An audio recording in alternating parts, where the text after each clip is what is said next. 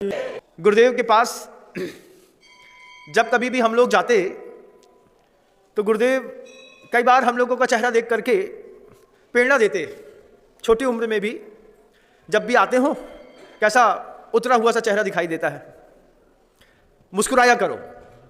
आचार्य जी स्वयं को आप देखिएगा, कभी भी दिन में जितनी देर वो दिखते हैं उतनी देर उनके चेहरे पर त्रिभुवन मोहिनी मुस्कान रहती है। तीन भुवन के जीवों को मोहित करने की शक्ति है गुरुदेव के पास। हम लोगों से गुरुदेव ने कहा मुस्कुराया करो। हमने कहा कि गुरुदेव ऐसे अंदर से मुस्कुराहट निकलती नहीं। तब आचार्य जी कहते हैं जब मन ऊंचा होता है तो भाग्य ऊंचा होता है। ये दो शब्द अपने साथ भी जीवन में घटाने का प्रयास करिएगा।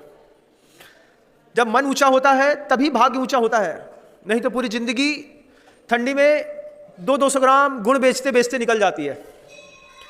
गुड़ बेचने वालों के साथ ठंडी में बड़ी दिक्कत होती है कि किसी ने एक पाव गुड़ मांगा, भरी ठंडी में एक पाव गुड़ दिया, फिर एक बार हाथ धोना पड़ता है, फिर ठंडा लगता है, फिर हाथ धोना पड़ता है, फिर ठंडा लगता है, फिर हाथ धोना पड़ता है, फिर ठंडा लगता है। वो ना चाहते हुए भी धन के लोभ के चक्कर में, 2-5 पैसे बचाने के चक्कर में बार बार उठता है, बार बार हाथ धोता है। कभी किसी किराने वाले की दुकान में जाकर के देखिएगा, समझ में आएगी आपको हमारी बात कि ऐसा होता है कि नहीं होता है। आचार्य जी कहते हैं मन ऊंचा करो। मन ऊंचा तो भाग्य ऊंचा। मन ऊंचा कैसे किया जाता है महाराज? ये बात आचार्य भगवंत कहते हैं कि जिन्होंने यथार्थ को देखा है उनकी नजरों से यथार्थ को देखने का प्रयास करो। अभी हम अपनी नजरों से यथार्थ देखते हैं और जो दिखता है वो सत्य होता है, ये कोई जरूरी नहीं होता। दुनिया में प्रत्यक्ष दिखने वाली हर वस्तु वैसी ही है, ऐसा होता नहीं बंधुओं। देखने के बावजूद कई बार आंखों के सामने से झूठ होकर के निकल जाता है। आचार्य जी कहते हैं मन ऊंचा करो। मन ऊंचा तो भाग्य ऊंचा। अब मन ऊंचा कैसे बनाया जाता है? तो आचार्य कहते हैं कि जिन्होंने यथार्थ देखा है उनकी नजरों से यथार्थ देखने का प्रयास करो। जिन्होंने यथार्थ को देखने के लिए अपना जीवन खपाया, एक दिन का उपवास करते हैं ना तो चेहरा मुरझा जाता है, पूरे चेहरे का पानी उतर जाता है, होता है कि नहीं? किसी साधक ने उस यथार्थ को पकड़ने के लिए 13 महीने 8 दिन तक लगातार उपवास किया, किसी ने 6 महीने तक, किसी ने 1 साल तक। बाहुबली भगवान 1 वर्ष तक निराहार खड़े रहे, तब जाकर के अंतरचक्षु से उनको जीवन का कुछ यथार्थ मिला। शरीर से खड़े थे लेकिन अंदर से मुस्कुराहट कम थी। 1 साल लगा, चेहरे का पानी मुरझाया नहीं।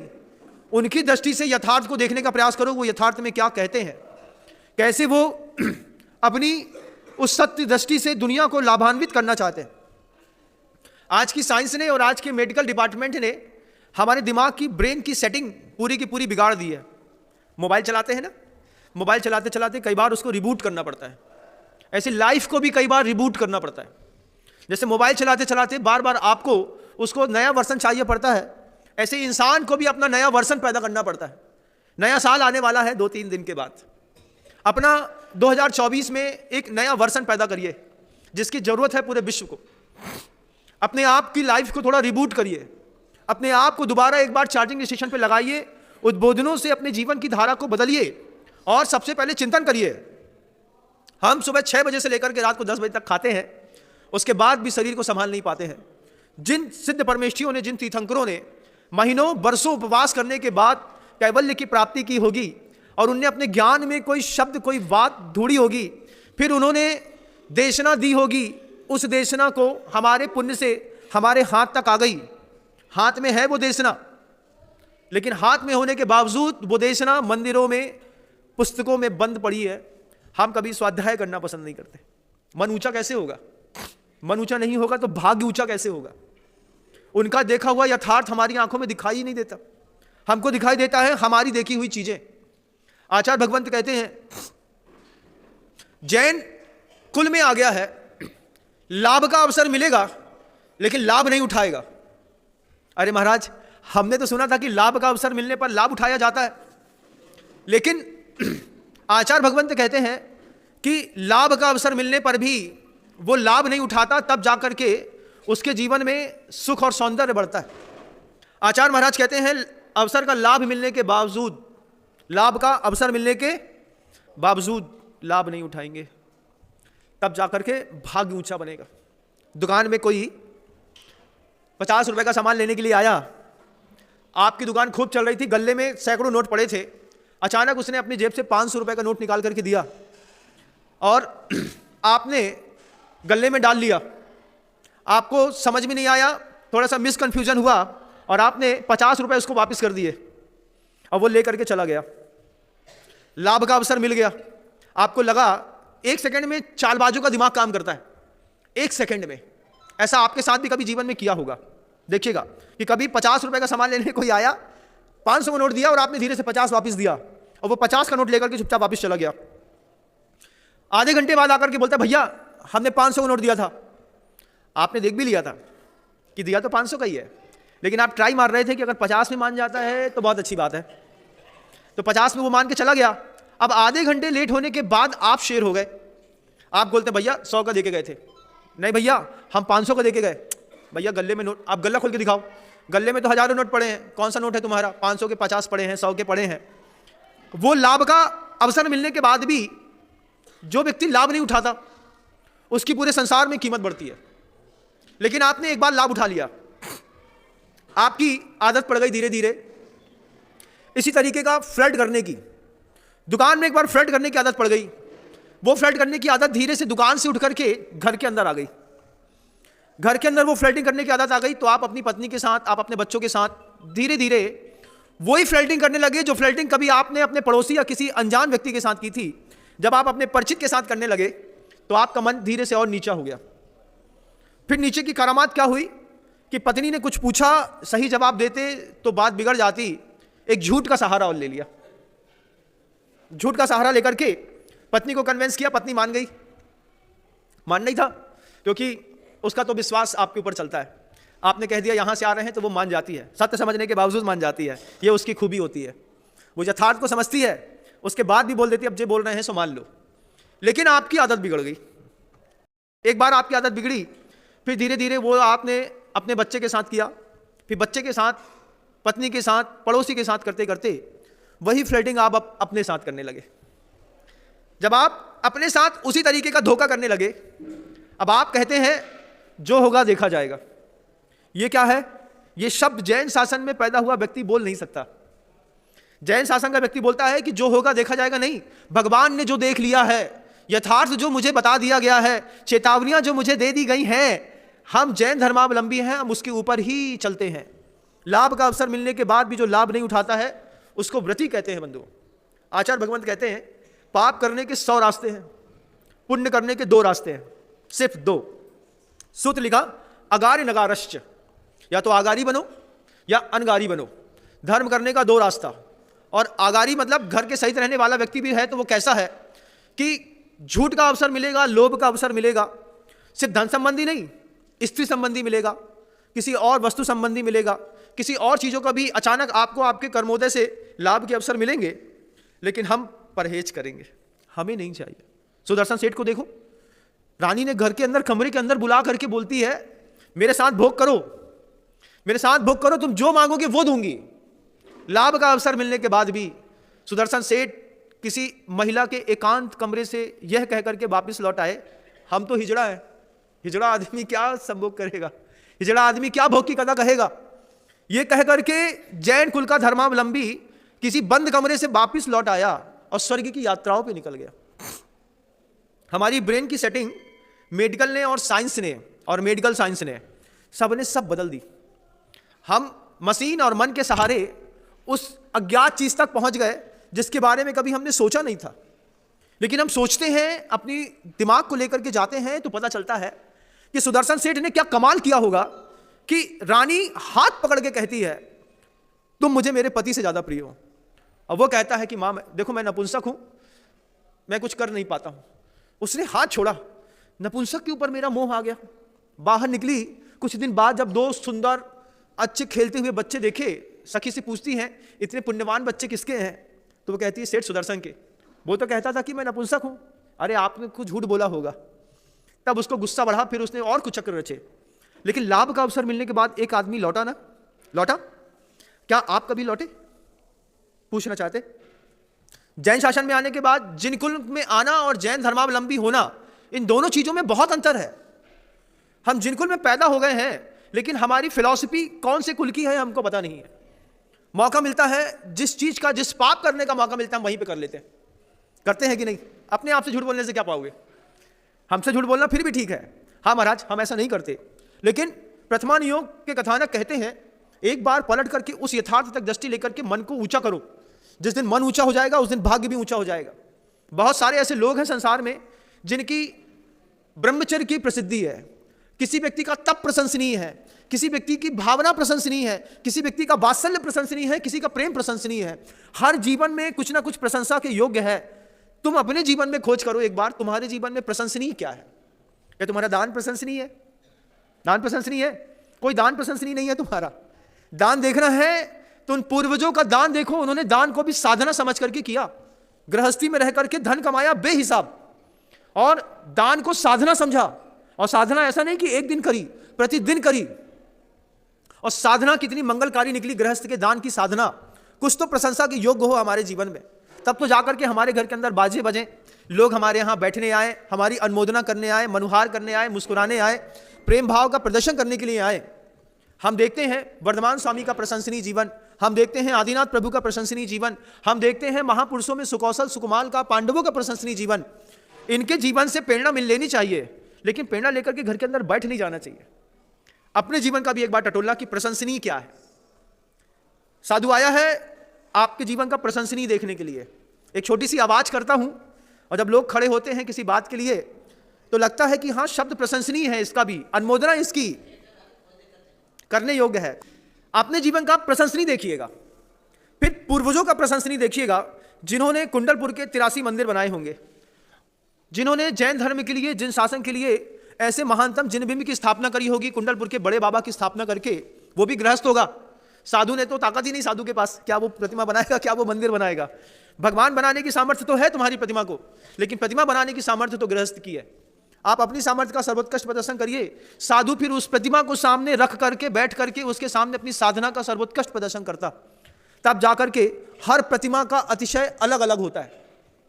एक मंदिर में 50 प्रतिमाएं हैं तो 50 की 50 प्रतिमाएं अलग अलग अतिशय वाली होती हैं, ध्यान रखिएगा।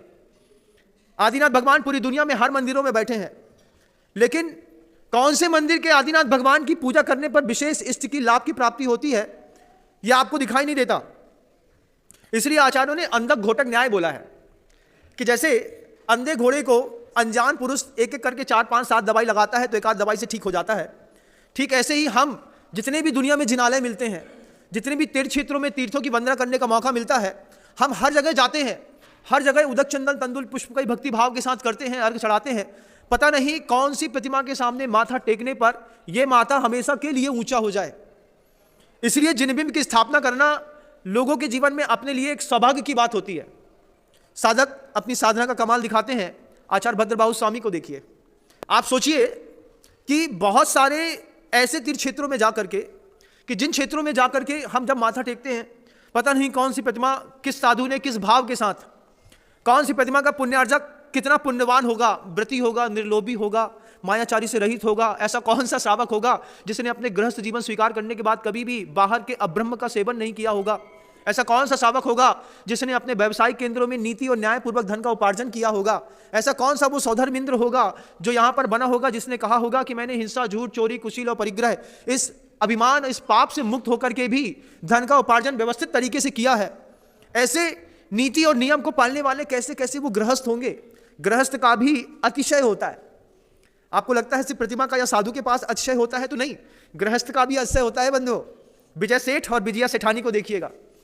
साधु रोगी थे, वर्षों से उनका रोग दूर नहीं हो रहा था। एक गृहस्थ ने अपनी साधना का परचम लहराया, साधु का परगाहन करके रोगी साधु को घर के अंदर खड़ा किया।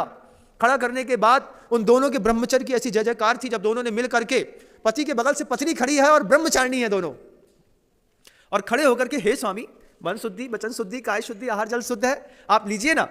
देने से ऊपर का चंदोबा सफेद हो गया और महाराज रोग मुक्त हो गए। ये महाराज की साधना का चमत्कार नहीं है, ये आप जैसे गृहस्थों की साधना का चमत्कार। हमको लगता है साधना सिर्फ और सिर्फ साधुओं का विषय है, लेकिन आचार्य कहते हैं साधना जीव का विषय है। जो भी इंसान है जिसके अंदर भी चेतना है, जिसके अंदर ज्ञान दर्शन है, जिसके अंदर क्षयोपशम है, जिसके अंदर कोई क्षयिक चीजों की प्राप्ति करने का पुरुषार्थ करने का भाव है, ऐसे लोग अपने अपने स्थान पर रह करके साधना करते हैं। अपने जीवन का तप खोजो, अपने जीवन का संयम खोजो, अपनी मुसीबतों को लौटाने की उस प्रक्रियाओं को समझो कि सुबह जब सो के उठते हो तो दिमाग में कितना वजन रहता है। अरे कल घटना घट गई थी, उस घटना का भी पता नहीं क्या रिजल्ट निकलेगा। रात जैसे तैसे गुजर जाती है, कई लोग तो रात को 2 बजे तक सो नहीं पाते, और सो भी जाए तो 3-4 बजे फिर उठ के खड़े हो जाते हैं। कल घटना घट गई थी, अब क्या होगा। कभी देखिएगा जब यही 5 पाप अपराध बन करके जीवन में धीरे धीरे विकसित हो जाते हैं, रात की नींद हराम हो जाती है। क्या करते हैं फिर, सुबह सो के उठते ही साथ ही, कुछ लोगों का कुछ बच्चे होते हैं, कैसे बच्चे होते हैं देखिएगा, कभी सुबह सो के उठते साथ ही मौसम ढूंढते हैं कि कैसे पापा की जेब मिल जाए, थोड़े से पैंट से पैसे निकाल लेते हैं। कुछ बच्चे रात को 2 बजे चुराते हैं, कुछ बच्चे जो हैं घर से गोल्ड गायब कर देते हैं, कुछ बच्चे एटीएम से गायब कर देते हैं। जुआ खेलने की आदत लगी है, एमसीएक्स खेलने की आदत लगी है, सट्टा लगाने की आदत लगी है। आज तो बहुत हाई फाई चीज़ हो गई है। पहले तो इतना डिजिटल मतलब पाप नहीं होते थे, आजकल तो पाप भी डिजिटल होने लगे। ब्रेन की सेटिंग पूरी बिगाड़ दी लोगों ने। हमारी क्या धारणाएं थी और हम कहाँ से कहाँ पहुँच गए। लेकिन आचार्य भगवंत कहते हैं कि आप उन बच्चों को देखो जो बच्चे आक्रामक होकर के रात में एक अव्यवहारिक व्यवहार करते हैं। जितनी एंजाइटी एक पागल व्यक्ति को पागल खाने में आज से 30 साल पहले होती थी, इतनी एंजाइटी आज के व्यक्ति को नॉर्मल में है। नॉर्मल में बच्चा सीधा नहीं बैठ पाता है, कभी यहां भगेगा, कभी यहां भगेगा, फिर मोबाइल निकालेगा, फिर सोचेगा, फिर ऊपर चढ़ेगा, फिर नीचे आएगा। इन सब के समाधान के लिए आचार्य ने कहा, जिन्होंने अपनी आंखों से यथार्थ देखा, यथार्थ देखने के बाद उन लोगों ने कहा कि अगर तुम्हें हमारे जीवन के अनुभव स्वीकार करने हैं तो आचार्य कहते हैं मुसीबतों को अपने घर से लौटाना हो तो, मुसीबतों से गुजर जाने की बात नहीं कर रहे हैं, मुसीबतों को घर से लौटाना है तो एक शब्द आचार्यों ने रखा प्रत्याख्यान का। प्रत्याख्यान का मतलब त्याग होता है। प्रत्याख्यान करता हूं किस चीज का, पर स्त्री को नहीं देखूंगा, उसके बारे में बुरा नहीं सोचूंगा, उसको छूने की कोशिश नहीं करूंगा, इसका प्रत्याख्यान कर दो। सोचिए अगर इसका प्रत्याख्यान हो गया होता तो जेलों में हजारों कैदी जिस पाप के कारण बंद हैं बाहर सड़क में होकर के धर्म ध्यान कर रहे होते।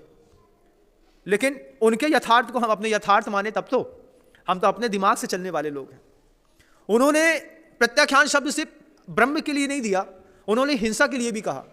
अगर आपके साथ अनीति हो रही है तो ध्यान रखिएगा, न्यूटन का 3rd लॉ रूल्स लग रहे हैं, हर क्रिया की प्रतिक्रिया होती है। अंगूठे का नाखून निकला है, तुमने किसी का निकाला था इसलिए निकला है। हम क्या करते हैं, हम हिंसा का प्रत्याख्यान करते हैं, हिंसात्मक वस्तुओं का प्रत्याख्यान करते हैं। और सिर्फ प्रत्याख्यान ही नहीं करते हैं, इसके लिए भी जीवाणम रखनो धम्मो सूत्र भी दिया, कुछ वैधानिक सूत्र भी दिए, कुछ चेतावनी सूत्र भी दिए, कुछ प्रशंसा की चीजें भी कही कि देखो तुम्हारा धर्म है। तुम्हारा धर्म क्या है कि जैसा मैं कहता हूं वैसा स्वीकार करो। जैन कुल में पैदा होने वाला हर व्यक्ति जैन ही है ऐसा तो मैं कभी मानता ही नहीं। परसों 2-3 दिन पहले भी कहा था, कुछ लोग हैं देवशास्त्र गुरु के साथ जीना सौभाग्य समझते हैं, कुछ लोग हैं बोलियां लेकर के खुश होते हैं, कुछ लोग बोलियां नहीं लेकर के खुश होते हैं। कुछ लोग बोलियां लेकर खुश होते हैं, अच्छा मौका मिला, सौधर्मेंद्र बनने के कब से सोच रहा था, कब से पैसा कमा रहा था, आज मौका मिला, लगाया दम, बने सौधर्मेंद्र। और एक आदमी पीछे बैठा रहता है, वो भी एक सोचता है अच्छो भाव जैसा फंस गए अपन तो बच गए। ऐसा भी लोग सोचते हैं। जो लोग ये सोचते हैं कि वो फंस गया और ये बच गया, वो बेचारा कहां जाएगा। जबकि पुरुषार्थ क्या कहता है, पुण्य कहता है, पुरुषार्थ कहता है कि अपनी जम सक्कई तम की रही। आचार्य कहते हैं मैंने बहुत कुछ कहा है, दान के बारे में, क्षमा के बारे में, त्याग के बारे में, साधना के बारे में, सील के बारे में, ब्रह्मचर्य के बारे में, हिंसा के बारे में, अहिंसा के बारे में। आचार्यों ने कितना कहा, कितने सारे शब्द कहे। और फिर सब कहने के बाद आचार्य कहते हैं जम सक्कई तम की रही, जितना कर सकते हो उतना तो करो। कितना, जितना कर सकते हैं उतना तो करो। और फिर जम न सक्कई तहेब सद्दहणम, और जो नहीं कर पाते हो तो जो कर रहा है उसके ऊपर श्रद्धा करो। जिसने कर दिया, जिसने जिनबिंब ले लिए, जिन्होंने वेदियां ले ली, जिन्होंने पांडुशिला ले ली, चांदी के बर्तन स्वीकार कर लिए कि मेरे निमित्त से, मेरे न्यायोपार्जित धन के निमित्त से अगर मान लो मंदिर के अंदर कोई सम्यक दर्शन की प्राप्ति कर रहा है, मेरा पुरुषार्थ सफल हो गया। मेरे धन के निमित्त से अगर एक जिनबिंब स्थापित हो गया, गुरुओं ने सही समय पर सही मुहूर्त पर अगर उस बिंब की स्थापना कर दी, अश्चर्यकारी जिनबिंब स्थापित हुए, किसी को सम्यक दर्शन की प्राप्ति हुई, मेरा पुरुषार्थ सफल हो गया। इसके लिए जम सक्कई तम की रही, जितना कर सकते हैं उतना तो करेंगे महाराज। जम न सक्कई, सामर्थ्य नहीं है, पैसे नहीं है, भविष्य में भी दिखाई नहीं देता है, तो फिर क्या करेंगे, तहेव सद्दहणम, फिर श्रद्धा करेंगे, उस व्यक्ति की प्रशंसा करेंगे, उसके बारे में अच्छा सोचेंगे, अच्छा बोलेंगे, अच्छा स्वागत करेंगे। क्यों करेंगे? मैं सोचता तो था कि ऐसा कर पाऊं, लेकिन मैं नहीं कर पाया। आंसू आता है उसका। हमारे गांव में महोत्सव हो रहा हो और हम दान न दे पाए, हमारे गांव में महोत्सव हो रहा हो हम जिनबिंब न रख पाए, हमारे गांव में महोत्सव हो रहा हो हम छत चमर भामंडल न दे पाए, हमारे घर में महोत्सव हो रहा हो, हमारी घर की मजबूरियां, हमारा पाप हमको चौका चूल्हा और आलू की सब्जी में फंसा के रखे, हम इंद्राणी ना बन पाए। दुर्भाग्य नहीं है तो क्या है? दूसरों के घरों में जाकर के धर्म ध्यान करना तो वैसे ही मुश्किल होता है। गृहस्थ की अपनी मर्यादाएं रहती हैं, वो जहां रहता है वहीं पर गुरु को बुलाता है, वहीं पे सास रखता है, वहीं पे देव की स्थापना करता है, वहीं पे धर्म ध्यान करता है। लेकिन कई लोगों का ऐसा भी पाप सर चढ़ के बोलता है कि साधु का परगाहन करते करते कई बार लोगों को परगाहन से हटना पड़ता है। जब हटना पड़ता है उनसे पूछो कितना दर्द होता है। कई बार होता है ऐसा, क्या हुआ? नहीं दे सकते, तीव्र कर्म का उदय चल रहा है, दोबारा प्रयास करना। दोबारा प्रयास किया, दोबारा कर्म का उदय आता है, लोग परगाहन करते करते हट जाते हैं। कैसी मजबूरियां हैं, शारीरिक परिस्थितियां बिगड़ जाती हैं बंधु। अपने जीवन में देखिएगा कि तुम्हारे जीवन में कुछ सौंदर्य बहुत जबरदस्त है। सबसे पहला सौंदर्य है, आचार्य कहते हैं तुम्हारे ऊपर तुम्हारे पुण्य का बड़ा उपकार है। पुण्य का उपकार क्या है महाराज? आचार्य कहते हैं पुण्य का उपकार है कि निगोद से वनस्पति कायिक 2 इंद्री 3 इंद्री 4 इंद्री से होते हुए संगी पंचेंद्री में भी मनुष्य बनना, ये तुम्हारे पुण्य का उपकार है। तुम्हारी पूर्वजनों की साधना है, तुम्हारी मेहनत है। अपनी मेहनत को पानी में मत डालो। खुद मेहनत करी है तुमने, तब जाकर के जिनको मिला है। किसी हरी दुकान वाले के घर में पैदा हो गए होते, सुबह सुबह दूध न मिलकर के खून मिल रहा होता। किसी भंगी के यहां या किसी दूसरी जगह पैदा हुए होते तो सुअर बगल में सो रहा होता। किसी और घरों में पैदा हुए होते संगी पंचेंद्री मनुष्य बनने के बाद, तो सोचो कैसी प्रतिकूल परिस्थितियां होती। अपने पुण्य की प्रशंसा करो। जिनेंद्र भगवान के मंदिर में जाओ, भगवान को देखो, अपने आप का गौरव महसूस करो कि भगवान कैसा तेज पुण्य है, आपके दर्शन मिल गए, मंदिर मिल गया, रोमांच खड़ा करो। ठंडी के दिनों में जब ठंडा पानी हाथ शरीर में लगाते हैं, जैसे एक एक रोम खड़ा हो जाता है, ऐसे अपने शरीर का एक एक रोम खड़ा करके भगवान के सामने खड़ो करके बोलो, क्या सौभाग्य था मेरा, मेरे पुण्य ने मेरे ऊपर उपकार किया, मेरी मेहनत थी। भगवान जिन्हें भगवान की बेदी के सामने आके खड़ा हो गया मैं, ये तुम्हारे पुण्य का उपकार है, तुम्हारी खुद की मेहनत है। अचानक कोई जैन कुल में पैदा नहीं हो जाता, इसके लिए पुण्य चाहिए पड़ता है। पुण्य का उपकार कैसा गजब का था कि पहले दिन से तुम्हारा पुण्य तुम्हारे पल्ले में साथ देने लगा। पुण्य के उपकार के कारण मंदिर के अंदर खड़े हो, प्रवचन सुन रहे हो। पुण्य का उपकार है, साथ ही साथ परिवार का उपकार है। परिवार का उपकार है, जिस मां के गर्भ में आए उस मां ने तुमको बचा लिया। मां डालती पेट के अंदर तो समझ में आ जाता। बच्चा पैदा होते होते भी हमारे दर्द के कई बार बच्चे मर जाते हैं, कई बार मां मर जाती है, लेकिन तुम्हारा सौभाग्य था, मेरी मां भी सुरक्षित है, मैं भी सुरक्षित हूं। परिवार का उपकार है। बेटी होने के बावजूद मां के अंदर हिंसा का भाव नहीं आया। रजिस्टोन की एक गोली तो खानी थी, सब बाहर फेंक जाता, लेकिन मां ने संभाला, नहीं मेरी बच्चा है, संभालूंगा उसको। कैसे परिवार का उपकार निकला, कैसे पुण्य का उपकार निकला, कैसे प्रेम मिला घर के अंदर। लोगों ने सिखाया, बेटा मंदिर जाया करो, जाओ पाठशाला होके आओ। तब सीखे 24 तीर्थंकरों के नाम, नमोकार मंत्र सीखा हमने। जब सीखा, सीखने के बाद समझ में आया, उसके बाद पुरुषार्थ का भी उपकार है कि हम धीरे धीरे बड़े होते रहे, गुरु आते रहे, जाते रहे, मिलते रहे, आज जाकर के यहां पर आकर के खड़े हुए। जितनी भी बसीहत में मंदिर मिले हैं, ये इनमें आपके खानदानों का कुछ नहीं लगा है, ध्यान रखिएगा। अभी तो अपने पुरुषार्थ से तुमने पीछे का मंदिर बनाया है, अब जिसकी प्रशंसा और प्रतिष्ठा पूरी दुनिया में गूंज मारेगी। हम हमेशा कहते हैं हर प्रतिमा का अपना अतिशय होता है और हर गृहस्थ का भी अतिशय होता है। साधु का अतिशय होता है, साधु को बनाने वाले आचार्यों का अतिशय और आशीर्वाद भी अतिशयकारी होता है। बहुत सारे अतिशयों की संयोजना एक साथ बैठाना, बैठ करके धर्म ध्यान करना, अपने पुण्य के उपकार को स्वीकार कर लेना, परमात्मा के उपकार को स्वीकार कर लेना, परिवार के उपकार को स्वीकार कर लेना, अपने पुरुषार्थ के उपकार को स्वीकार कर लेना, लाभ का अवसर मिलने पर सही कार्यों में लाभ उठा लेना और पाप के कार्यों में लाभ का अवसर मिलने पर हाथ का संकोच कर लेना, ये जैन शासन की सबसे बड़ी विशेषता रही। पैसा अगर हम देव शास्त्र गुरु में नहीं लगाएंगे तो किस चीज में लगाएंगे? कहां पैसे का उपयोग कहां है? अगर हाथ का पैसा आने के बाद पुरुषार्थ करते हैं, 20 साल कई लोग कल्पना करते हैं, भावनाएं बातें हैं, पैसे इकट्ठे करते हैं, मतलब परिवार में सुविधाएं बनाना सिर्फ वन टाइम इन्वेस्टमेंट है। एक मकान बना लो, एक फ्रिज खरीद लो, एक टीवी खरीद लो, एक कमरा खरीद लो, एक बंगला बना लो, एक बेड लगा लो, वन टाइम इन्वेस्टमेंट। लेकिन तुम्हारी गति तो रोज चलती है। सुबह से गतिमान रहते हैं हम धन कमाने के लिए, सुबह 9 बजे से रात को 10 बजे तक गतिमान प्रवाहमान है, पैसा कमा रहे हैं, गति तो है, गंतव्य क्या है? अंत में पूरी जिंदगी भर मेहनत करके जिस चीज के लिए तुम गतिमान हो, गंतव्य में पहुंचोगे कहां? यह तो निश्चित है यहीं छोड़ करके जाओगे। तो फिर किसके लिए? उस पुत्र के लिए जो दिन में 11 बजे सो के उठता है, उस भाई के लिए जो जुआ खेलता है, उस परिवार के लिए जो धीरे धीरे चोरी करके पूरा घर बर्बाद करने में लगे हैं।